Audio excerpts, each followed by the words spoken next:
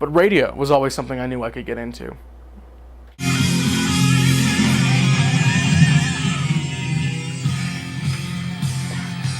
How to hit a bass, hit a receiver, how to spring on. As Professor Hicks has always mentioned, audio is king, and no matter what your production is like, it will all absolutely fail unless it has a good sound. Otaku Attack is a 2-hour variety show hosted on KJAC Radio by myself, featuring about 4 to 5 guest stars every week.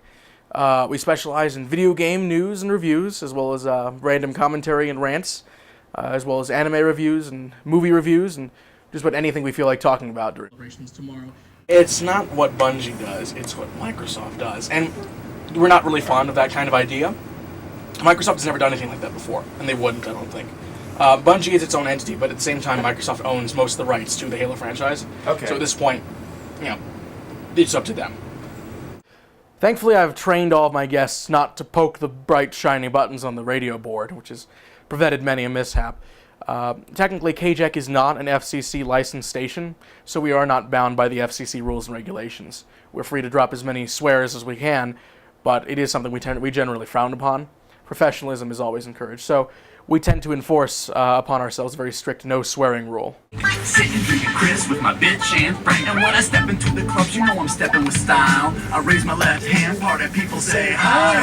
Have a brawn that'll say that I miss. There's a party up at Shingles and I'm on his A-list. Cause I put my pass behind, y'all can think what you will. But no more propaganda, it's triumph of the ill. The show is definitely one of the most fun things we do each week.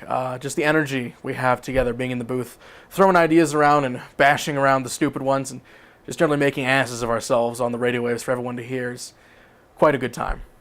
If you'd like to make a call, please hang up and try again.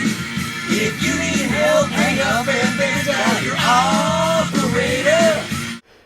In every given week, we have maybe 4 to 5 listeners during the live show.